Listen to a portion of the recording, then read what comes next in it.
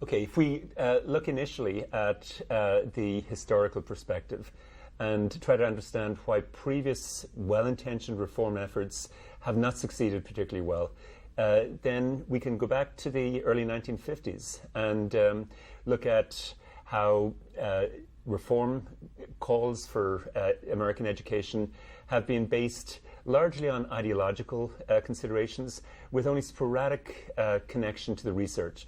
We can go back, for example, to the early 50s where initial concerns were expressed about the low levels of literacy amongst American students. Researchers and others asked why Johnny can't read. And the education panic button has been stuck in the on position for the last 50 years. Every decade there's been a new wave of reform, each with its own set of magic bullets that are going to address the problems of American education. None of them have been particularly effective.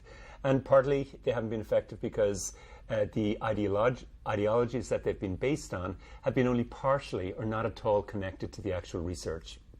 And so if we look at Common Core state standards, if it's going to be effective, it has to be grounded in the research evidence.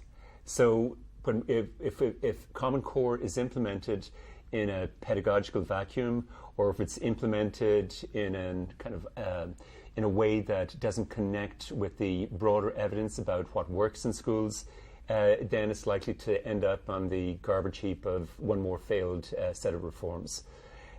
So if we look at the research evidence, one of the first things that we need to understand is that over time, American schools have done a fine job of educating students from middle-class backgrounds. When we look at big international comparisons that have been done over the last 15 or 20 years, middle-class students in the United States are up with their peers in the most successful countries. The problem comes with students who are from lower-income backgrounds or who are from culturally or linguistically diverse backgrounds.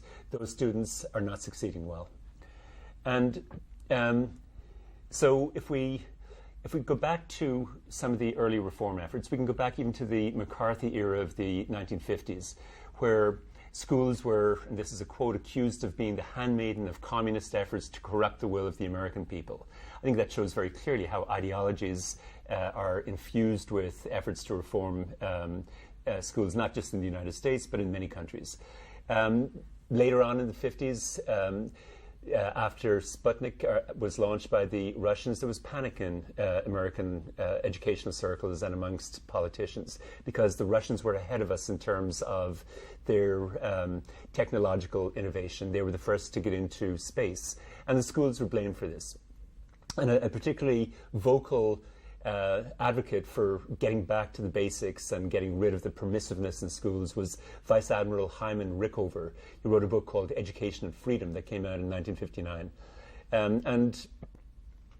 The Russian success in terms of developing the scientists and the engineers who could create something like Sputnik was attributed to the rigor of their schools, which contrasted with the lack of rigor or permissiveness of American schools. Then things changed in the 60s. We got into an era of much more concern with equity. This is the era of the civil rights movement. The equality of educational opportunity legislation was passed. Later on in the 60s, President Johnson instituted the War on Poverty. This led to some very progressive initiatives like Head Start programs for preschool students. There was a focus on desegregation and busing students from one school to another, one school section to another, in order to create more racial integration. All of these were obviously well-intentioned, but they didn't necessarily work all that well. We can look at some of the curricula in Head Start programs and realize that, well, Head Start is certainly well-intentioned, but for kids coming from non-English speaking backgrounds, there was very little attention paid to kids' first languages in those programs. We can look at busing of students in order to desegregate schools, and busing creates its own set of problems. One obvious one, if students are spending a lot of time on the school bus, they're not necessarily learning. And it generates resistance to that. So some of these well-intentioned initiatives that were rooted in an ideology of greater equity within society and within schools picked on one or two issues, but didn't necessarily get the whole picture in terms of understanding underachievement.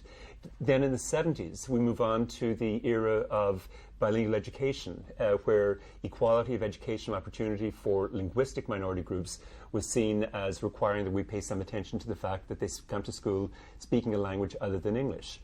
The Supreme Court decision in the Lau versus Nichols case that was brought down in 1974 mandated that schools had to do something to address the linguistic differences of bilingual students. It didn't mandate bilingual education, but it was interpreted at the time by the Office of Civil Rights as requiring transitional bilingual education as the preferred solution to students, to the linguistic gap between students' homes and the school. Transitional bilingual education generated a lot of opposition because schools didn't know what this was. There was some major opposition based on ideological grounds to the idea of introducing foreign languages, what were seen as foreign languages, into our schools. So bilingual education generated its own set of resistances and political upheaval. And even though, again, bilingual education has had some major successes, there is a certain naivete in just picking up on one factor, the gap between students' home language and the school language, and expecting just introduction of some instruction through students' first language to solve all the problems. Underachievement is much more complex than just a homeschool language switch. We move into the 1980s and the President Reagan's focus on school reform. And the report called A Nation at Risk was published in 1983. And that had a huge impact on alerting Americans to the fact or the claim that American businesses were falling behind, the American economy was falling behind, because schools just weren't doing their job. The report decried the rising tide of mediocrity in schools.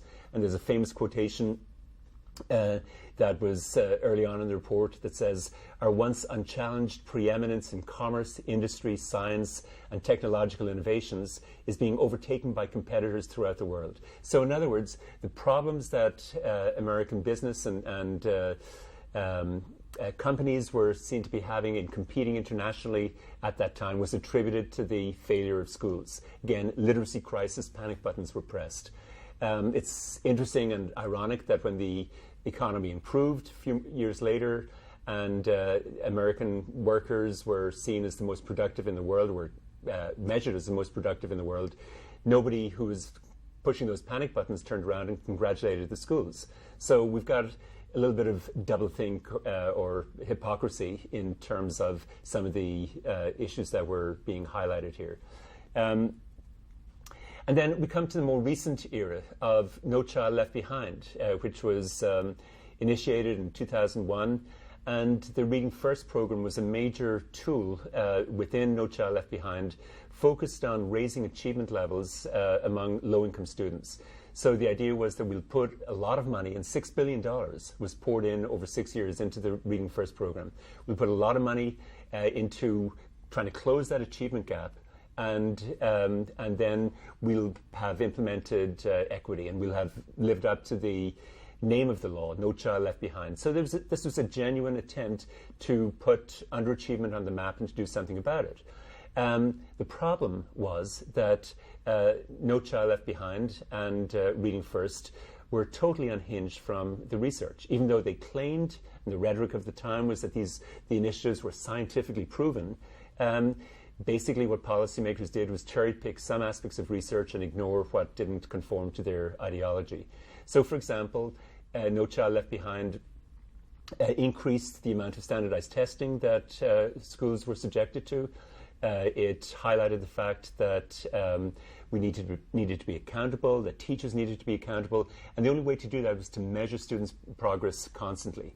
that ignores the fact that there's absolutely no research evidence showing that increasing standardized tests has any impact on school achievement. And some of the most successful countries with respect to achievement, like Finland, Canada is pretty successful, Australia is fairly successful.